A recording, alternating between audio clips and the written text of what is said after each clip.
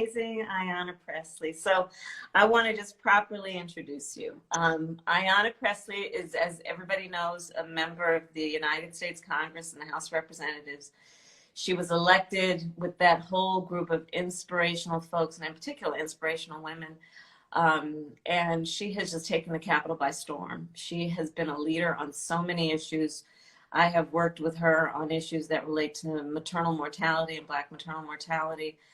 She and I have had conversations, so many, over just a long period of time about what we can do collectively and with each other to bring relief and voice and dignity to so many people. And I'm just so thrilled, Ayanna, that you're with me today. This is I'm thrilled to be here too. Kamala. How you doing? How you holding up? Well, I'm great. We're not alone. Can you see this? Look who's with us. Oh, is that Shirley? Yeah. Yeah. Oh, I love that. I had to bring her into the room, bring her into the space. There's a documentary out. I haven't seen it yet. I read about it though. Yeah, Oh, there's a new one? Oh, wow. They've been working on it for a while. On Boston, on Bot. Yeah. I love it. We and I stand in her. She paved the way for us. Absolutely. Upon which we stand. Absolutely. So try to bring her into every space. And it's so surreal. She's been such a major influencer in my life since I was a little girl. And the office that I occupy in the house used to be her office. I know that. And her desk, right? Don't you have her desk? I might. Yeah. I don't know. I might have to fact check that. Yeah. Well, you should have her desk. Yeah, but I definitely have the good mojo and the history that office holds. And, she was in the House for 8 years, and she had 3 offices during that tenure, and this was the first office she was in. So, yeah. So try to bring her with you. You guys know Ayanna is the first woman of color to be elected to the United States Congress from the state of Massachusetts. It's a huge, we're sadly still making first, but to make first and for her to have charted that path, it requires a whole lot, and you did it, Well, so you're practicing some shine theory here, so I received that, from someone who's blazed a trail and a history maker, in your own right. But we both were raised by women, that sort of instilled this, to those whom much is given, much is required. And that's right. As I've said so often, I'm not here, I don't believe any of us is here just to occupy space. We're here to create it. That's right. And so that's the very thing, that we're trying to do, whether that's in community or at policy and decision-making tables, just to create space. That's right. Well, let's talk about our SOS Act. You want to kick it off? Why don't you kick it off? No. Okay, all right. I will. Go on. You're sharing the floor conversation. Go on. You're my guest. Okay. So, Senator Harris and I introduced this legislation. I consider it to be responsive legislation because it's responsive to the ways in which our relief efforts to date have fallen short, although we've made strides. The last relief package, when it comes to PPP, the fight that Chairwoman Waters and you and myself and so many others took on to have more funds, or to have funds dedicated to our CDFIs and our MDIs, has made some strides when it comes to our true small businesses, our micro businesses, those businesses that are simply too small to fail, most of which are owned by people of color. And so we did make some strides, but we're still not meeting the scale and scope and the urgency. And so from a legislative standpoint, just in always thinking about scale, urgency, impact, and equity. And so Senator Harris and I have introduced this Saving Our Street, SOS legislation. And again, it's responsive legislation in that we are putting, $274 billion in a micro business grant assistance fund. And grant, I really want to underscore that, because what we heard from all of you was that you did not want loans that you had to pay back. And so the grants are capped. They go up to as much as $250,000. And those funds can be used for healthcare benefits, for payroll, for rent, utilities, for PPE, for hazard pay, or to furlough, if you choose to do that. And then the other part of it that I think is so important, again, and that's responsive, is that 75% of those funds must be directed, must be or distributed, not loaned, eliminate that word, distributed to those businesses, 75% that have historically been underrepresented, and again, which are majority businesses owned by people of color. And then the final piece, because policy is my love language, and I love data, but not data for the sake of data, data to ensure equity.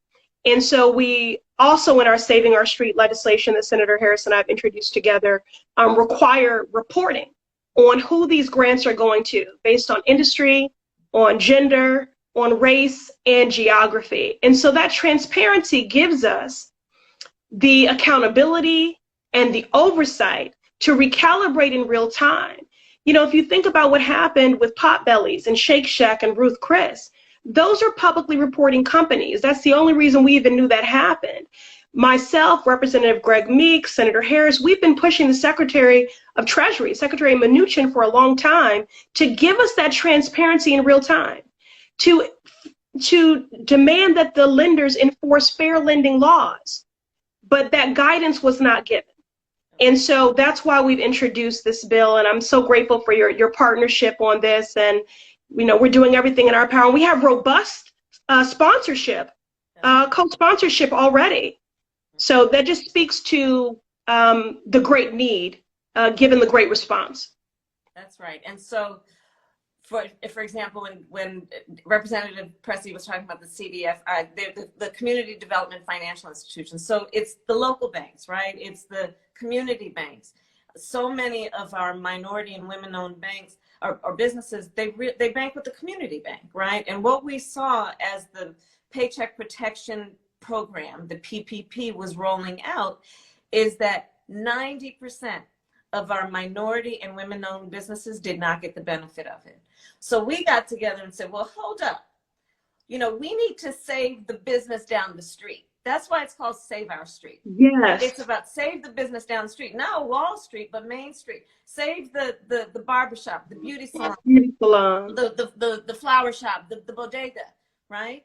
And so the way that we built this purposely was that in the next significant relief, economic relief for businesses, that our smallest businesses, who are the lifeblood of community, that they not lose out, that they not be looked over and overlooked when in fact they are part of the fabric of the community. They're the ones who, you know, local hire, they hire locally, they hire from the community. They're the ones who, if they see somebody in need, they give a helping hand. That's right. They're the ones who, for the children of the community, they're going to sponsor them for the softball league. That's right. And so we wanted to build it so that 75%, right now we're talking about $125 billion. 75% of it has to go to historically underrepresented communities. And see, here's the significance of, Ayanna, of you and me and others like us being where we are, which is that we're acutely aware when people get left out, because we always sit back and know to ask, who are we not hearing from? Mm-hmm. And then to figure out where they are and what they need. And as we have seen historically, and even in these last relief bills, so many of our folks got left out. And so, you know, it's really right. And thank you. So two quick points on that. These small businesses, you know, because I think we throw out these, it's very easy to throw out catchphrases like they're the lifeblood of the community and the heartbeat of the community, but they are. Yeah, they are. You know, to your point, not only do they hire locally, but they hire those who often face barriers to employment. That's right. And that's so right. That's right. And given structural barriers, which have made it harder for our true small businesses and our minority-owned businesses to access the dream of entrepreneurialism and small business ownership, these businesses have been the path of least resistance. That's right. These are the informal economies that really have just contributed so much. Well, and so your point, like even these yeah. small businesses who we know, I mean, my cousin has a chicken and waffle restaurant. And he years ago started one of the first re-entry initiatives. He never called it that. He didn't know that's what it was called. But he would hire folks who were formerly incarcerated, and he'd bring them in and train them. He's got folks working in his restaurant who've been with him for, you know, a decade. And most Black businesses and minority-owned businesses have 10 or fewer employees.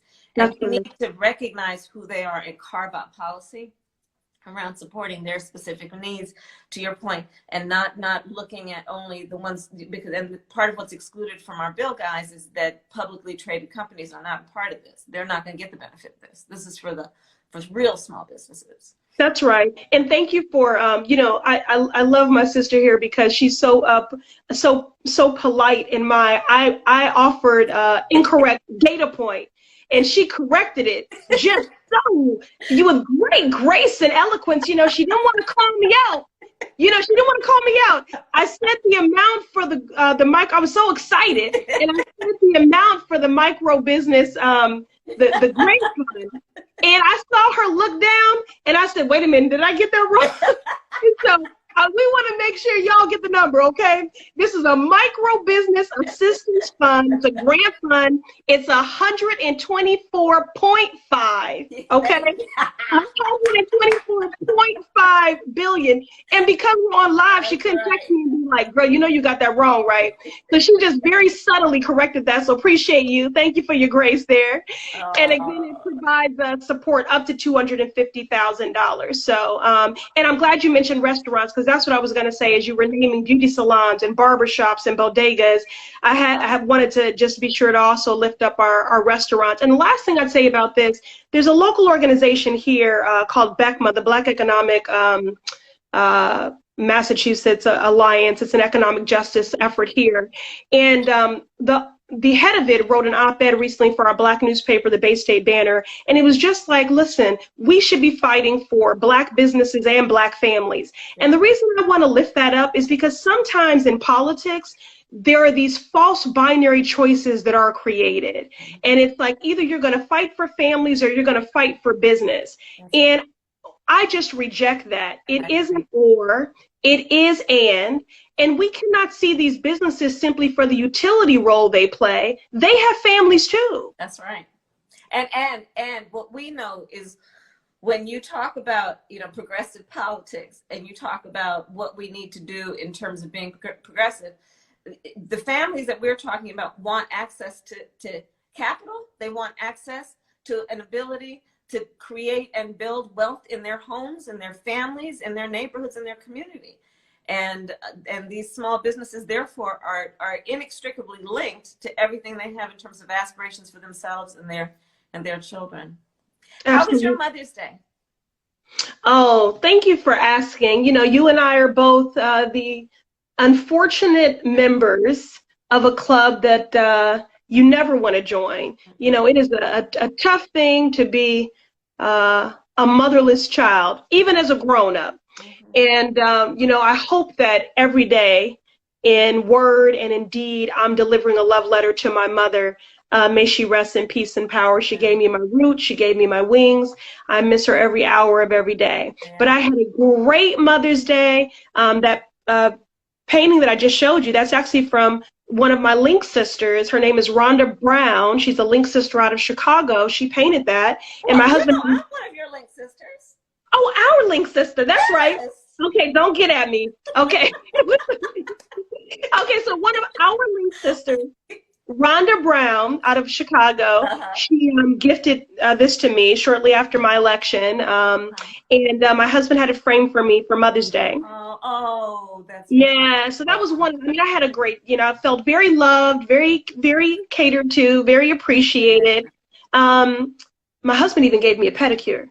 Okay, gentlemen, girl, can you top that?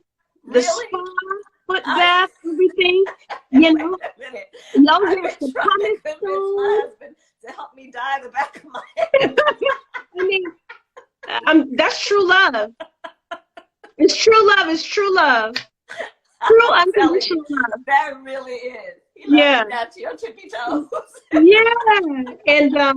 And my daughter gave me a beautiful homemade card, some pajamas, jelly beans. I love jelly beans. Nice. And then I went to my mother's final resting place to spend some time with her. And I can't wait till it warms up and I can go back and try to re-landscape the area, a little bit and beautify it. But that's what I did. So what did you do? I hope you were not cooking with your cooking self. Well, Your chef himself. Well, let me tell you, first of all, like you, I talk to my mother every day, in one form or another, and miss her horribly every day. But, you know, there's so much, you and I have had this conversation, not in front of all of our friends, but just together. And it's a real blessing. It's a real blessing to have had that kind of love of a mother who was strong and who convinced you could be and do anything. And in that way, she really was a role model for me, and about knowing what when you inspire people, and when you not just convince them, but you remind them of their power, and do that in a loving way, all kinds of incredible things get produced, you know.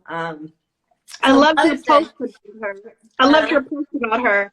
Is it true that she wasn't even 5 feet tall? Is that true? She was, I think, exactly 5. She said she was Wow. 5'1", but she certainly wasn't more than 5 feet tall. Wow. But if you had ever met her, you would have thought she was 10 feet tall. I mean, my mother was a force. She was somebody who was probably the toughest, smartest, and kindest person I've ever known, you know? And there's something about all of that stuff in one package, right? Some people think it's a false choice. You either have some of them and not all of them. But so Mother's Day, you know, I'm still in DC because we had the votes. So the kids are in LA. So we did a Zoom, and they sent me this little thing of flowers, which was really special. And then, you know, all the mothers in my life who are either, you know, for example, my mother's best friends who are still around, I got in touch with them, and my aunties, and then all my nieces and nephews and godchildren got in touch with me. So it was a good day. It was a really good day. Yeah, it sounds like a really restorative day. Yeah. You know, and I just left the day just feeling very blessed. I did Zoom too with some of my closest girlfriends who all live in DC. We met when we sort of cut our teeth working on the Hill together, and we called it Moms and Mimosas. And Really?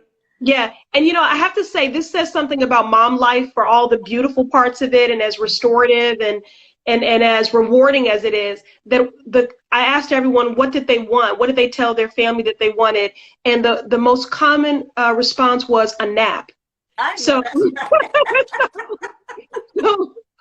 I think that says a lot about the joys. Naps are completely underrated. Like, if you Yes, it is. Especially when I was campaigning, if I could even just get like 15 minutes to lay down and close my eyes, it was, talk about restorative, right? Yeah. You mastered the power nap. The power nap. That's it. That's it. Yeah. So when did you start working on the Hill then? Yeah. So, I'm just, you know, so full circle. So I'm the congresswoman which is still a surreal thing to say, for the Massachusetts 7th, which used to be the 8th. Uh-huh. We can talk about redistricting in the census some other time, but so we've lost two congressional districts in the last 20 years. So this used to be the 8th, and I started as an unpaid intern in this office when it was represented by Congressman Joseph P. Kennedy II, 20 plus years ago, and he hired me. He hired me ultimately. So I worked on the House side, but in district, for Congressman Joseph P. Kennedy II. It changed the trajectory of my life for 4.5 years. And then I worked for United States Senator John Kerry in Washington and in district for 11 years. So I had 16 years in as an aide before I ran for the city council, and then ultimately for Congress. So these girlfriends that I was talking about, we met when I worked for Senator Kerry.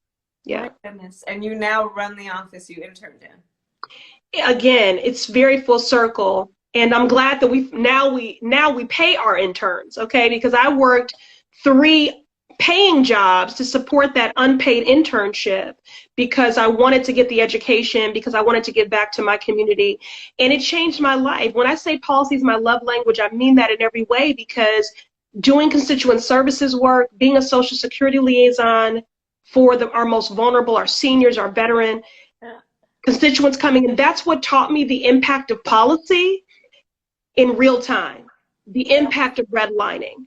you know, and just the power of good government, that I could pick up the phone and intervene and mediate and help someone's home from being foreclosed, keep their lights on, you know. So it all power, comes and you down learn to the power of one individual, even a student. So you and I have yet another thing in common. yeah. I was a summer Senate intern my sophomore year in college in the office I now run. Wow. I was literally I Wow. was a Senate intern in the office of the then senior senator of California, Alan Cranston. And I now literally am running physically the same office.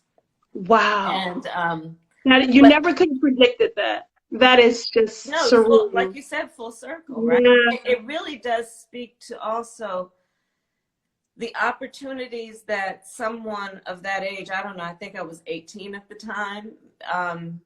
You know, when we talk about the opportunities we need to create for our young people. Yes. Literally, the opportunities they can have in one summer, much less a year or two at that age, can have a profound impact on who they eventually become. All based on just tapping into their potential and nurturing it, right? It really, isn't that No, you know what? That's so, when we talk about the achievement gap, it instantly makes me think about this opportunity gap, which is all about those educational and enrichment experiences. And, you know, when I was an intern, most of the kids that were interns, you know, didn't come from where I came from. Me either. And if that's the feeder, if that's the feeder and that's the pipeline, you can see why we've struggled to have a diversity of perspective, opinion, and thought around the table to shape our policies so that they are more equitable, so that they are more just. So there is a racial justice, Liz, that there is a woman's, you know, lens around the table. So, and you've really, that's an issue you took on immediately upon getting to the Senate, about the lack of representation on Senate staffs, and also in those intern pools. So thank you for taking that on, because it's hard to believe that since I left the Senate in 2009, that it hasn't changed that much. It hasn't. It hasn't. And yeah, it has not. And there's so much work to be done. And that's why I'm so thankful you were there.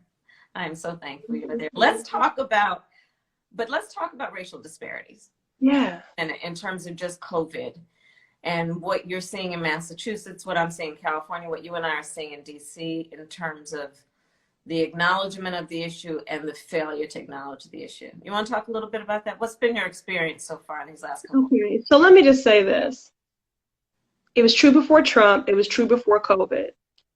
These inequities and disparities, these racial disparities, they were put into motion, deeply embedded and entrenched long ago. Yeah. And that is because of policy. They didn't just happen. That's right. It has everything to do with policy. And in the district that I represent, most people know Cambridge. So from Cambridge to Roxbury, which is the blackest part of my district, so Cambridge, which is home to Harvard and MIT, to Roxbury, life expectancy drops by 30 years. In median household, yes, in a 3-mile radius. Years. Yeah, 30 years, and median household income by $50,000. Right. Yeah, and so these disparities already exist. So what's happened during COVID? They have been spotlighted and worsened. So we could have certainly predicted that Black and Latinx communities would be hit hardest, not because the virus discriminates. You know, this is an imminent threat to everyone. Everyone can catch COVID-19, unfortunately. But we know that given the structural racism and what that has meant in terms of, I don't know, lack of access to fresh and healthy food, living in subpar housing, you know, the confluence of all these things means higher asthma rates, heart disease, diabetes. And so all of these things make one more susceptible. And then when you do contract it, you suffer the most severe consequences. Layered on top of that, you know, Senator, we're so very blessed.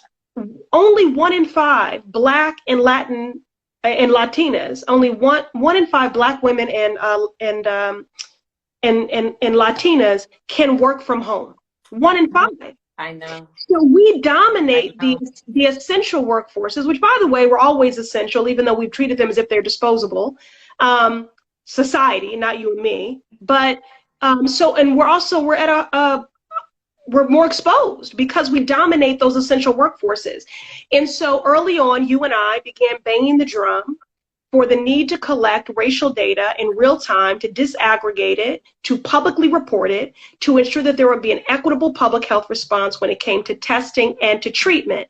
Now, you might say, well, the data just confirms what we already knew, but data matters because the data allows us to do something that this administration has not allowed us to do, and that is to get ahead of it.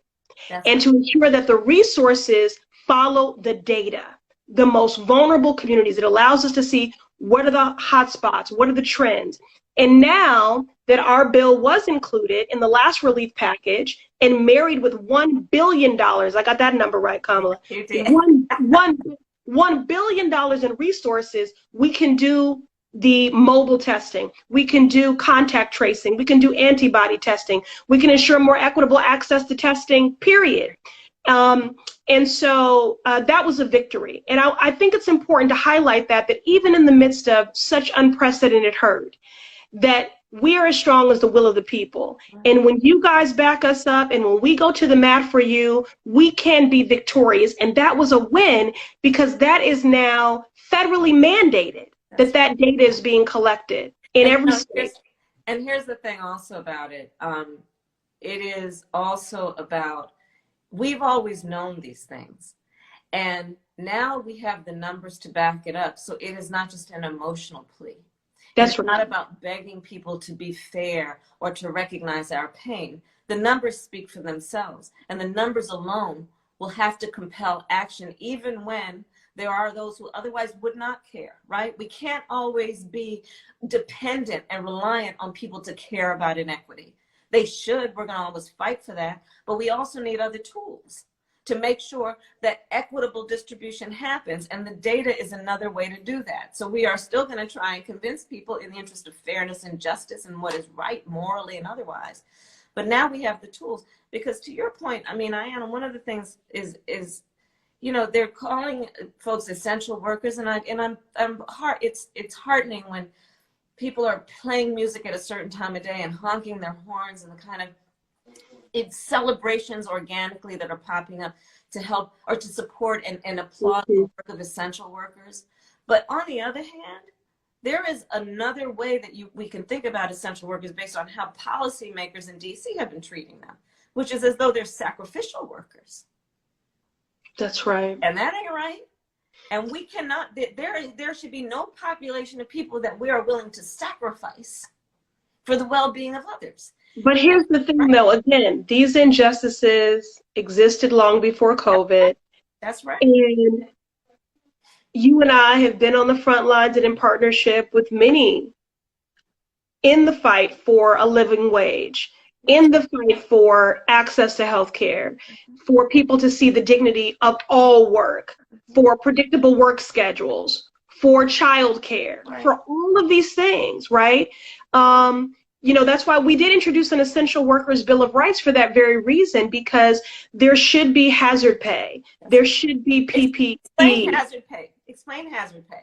Yeah, it's just additional because you're doing what your job every day so that we can have the convenience of, I don't know what to call it.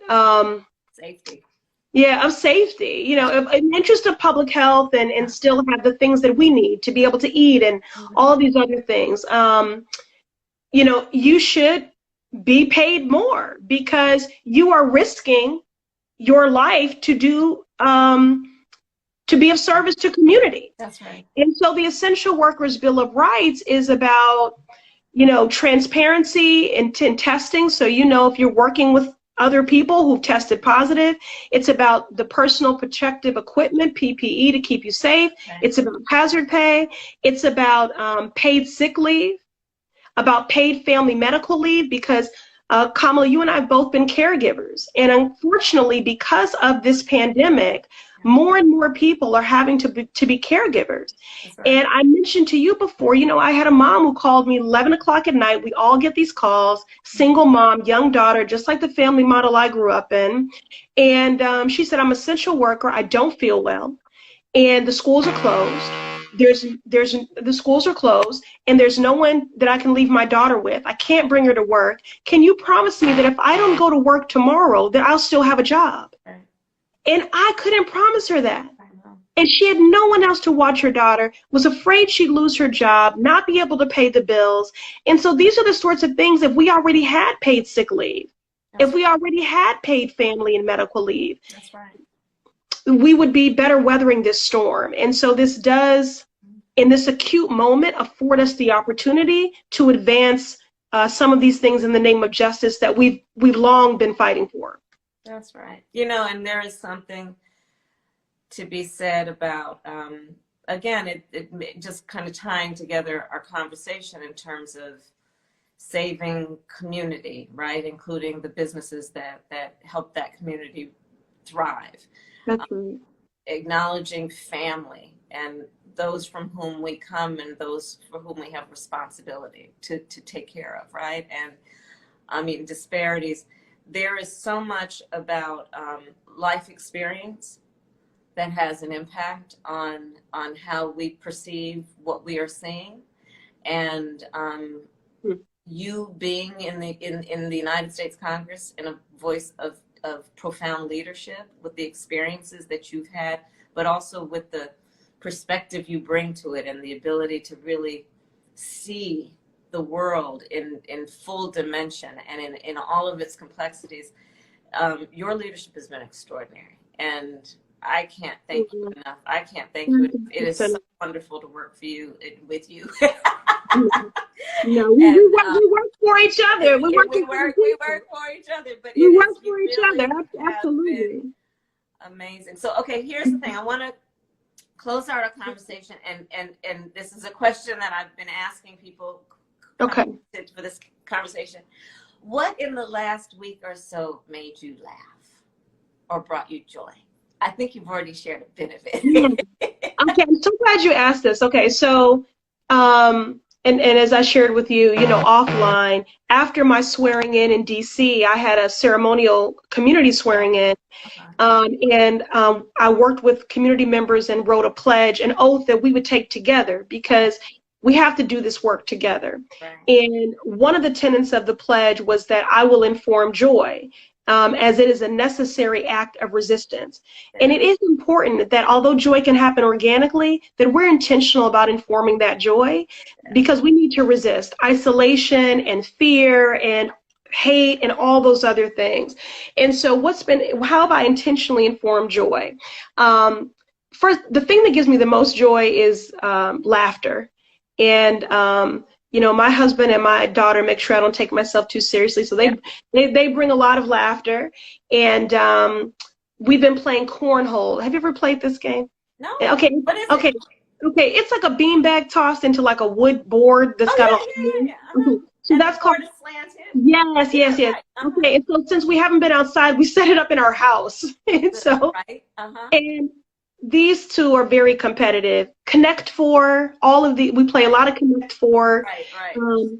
And so just having those quiet moments of just fun and levity and laughter, we just feel so grateful for those quiet moments. So that has given me a lot of joy. And then I just have to say, in community, even though I have to be in community virtually, I'm just so inspired by how, as tempted as we are to have our hearts break, that they remain full, and that people continue to do like mutual aid and collective care, and everything from making masks to bringing meals, or I know you're a big music lover and appreciate the arts as well. I've been just loving all these concerts. What gives me joy? Yes. I mean, Erykah Badu and Jill Scott, right? Obviously, I didn't get to see the whole thing, and so I asked my sister friends when we were doing our Moms and Mimosas by Zoom on Sunday. I said, "Who won, y'all?" Because I didn't get to see the whole thing, and my girlfriend said, "Everyone." Right. And I said, and that was the most accurate response you could have given. Yeah, so that's given me a lot of joy. What about you? This past week, probably what gave me a lot of joy, most joy, is my goddaughter, who's 15. She ran for student government, And she sent me the videotape because she's now, you know, they're not in school, so she had to do it Right. Okay. Yeah. remotely.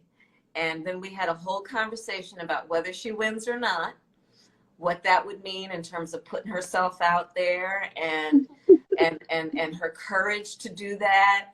And I had this whole conversation with her because I just wasn't sure how it was going to turn Oh my out. goodness. And she won. And she won? She won. Oh, okay. Yeah, that has to give you a lot of joy. She won. But her whole Wow. platform was, because it's a position that's about community. It's literally, that's in her title. So her whole thing is about what she's going to do to help other people. And I was just, you know, when your heart just pounds with pride, you know, around the children or the people you know.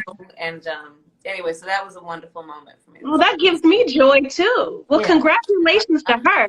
You know, even though you prepared her, you said, hey, there's a victory in the run. I just wanted to take care of the children and prepare for whatever, right? You know, and then she won.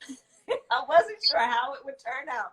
I just wanted her to be prepared, because either way, to your point, either way, she was going to be a winner. Yeah, that's true. But thank God she actually won. Yeah, she won that bad boy. Okay. So, we see you, young scholar, young leader. All our little young leaders. You know, that is awesome. Yeah, I did want to just, you know, say to you, appreciate your kind words a moment ago, but I want to say that I think that is a unique way in which women govern, which we bring the confluence, like all our lived experiences, personally and professionally, to every room and every table that we're a part of. Yeah. So when we were just talking about essential workers, you know, when I told you I worked 3 paid jobs as an unpaid intern, one of them was in hospitality. I waited tables. Yeah. And I did that off and on, you know, for 6 years. And so I know what it is when people look over you and look through you. Yes. Right. You know, because they don't find value in your dignity in your work. And you are rendered as if you are invisible.